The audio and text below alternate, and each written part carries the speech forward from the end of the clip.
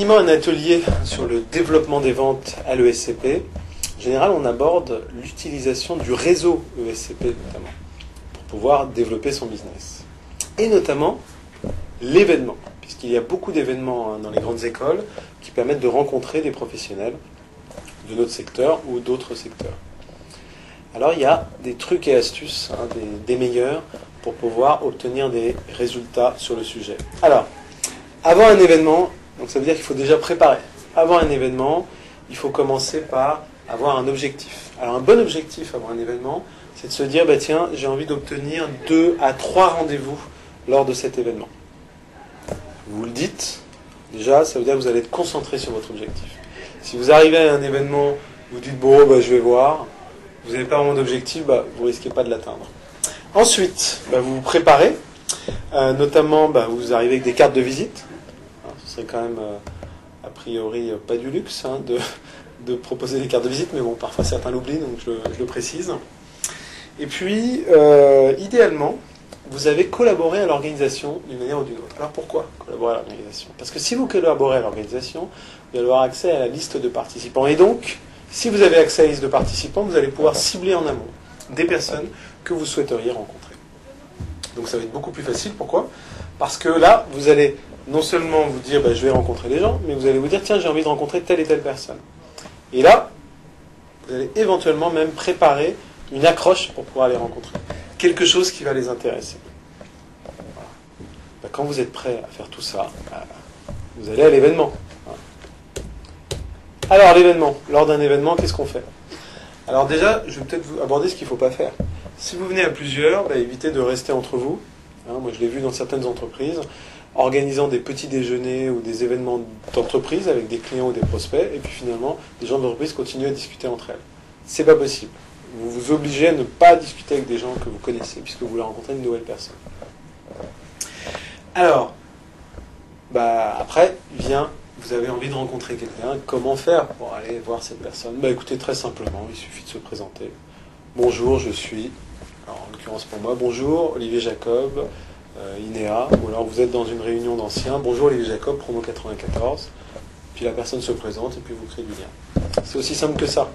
Et donc, c'est pas du tout une barrière. Les premiers mots, c'est ce que les Américains vont appeler le small talk, les premiers mots ne comptent pas.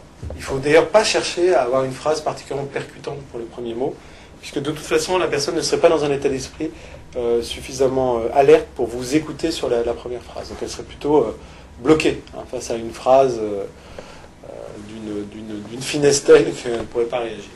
Du coup, c'est très facile d'engager la conversation. Et là, votre objectif va être de prendre des rendez-vous. Du coup, ça veut dire quoi? Ça veut dire que après avoir échangé avec la personne, avoir accroché un sujet qui l'intéressait, très rapidement, vous lui dites écoutez, j'aimerais bien qu'on approfondisse le sujet. Est-ce que nous pourrions nous revoir, déjeuner ensemble, ou est-ce que je pourrais venir vous voir dans votre entreprise?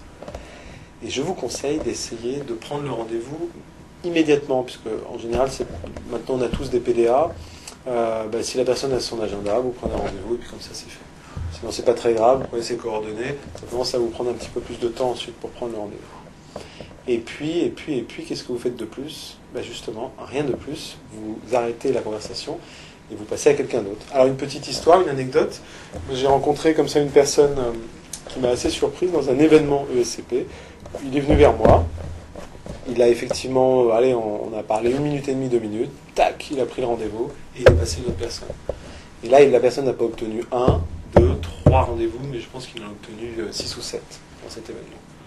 Lui, c'est l'expert, prise de rendez-vous dans un événement. Il était en tout cas à l'époque dans la banque d'investissement, où il cherchait à faire des fusions ou des rachats d'entreprises. Du coup, il fallait qu'il rencontre beaucoup de gens pour pouvoir identifier les quelques entreprises qui cherchent à acheter ou à vendre. D'où la logique de son processus commercial. Mais que l'on peut utiliser. Donc il faut aussi savoir abréger une conversation. Alors c'est pas très gentil, mais enfin, voilà, il y a un moment, si on a un objectif, si on se retrouve avec une personne qui a priori ne rentre pas dans les objectifs que nous avions pour l'événement, il faut savoir arrêter la conversation. Alors il y a des techniques que j'enseigne d'ailleurs pour abréger les conversations.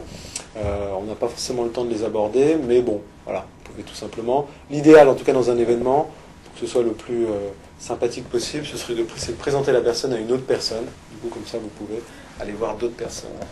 Voilà, bah, écoutez, avec ça, vous n'avez plus aucune raison de ne pas optimiser les événements réseau de l'ESCP ou d'autres écoles pour développer vos contacts.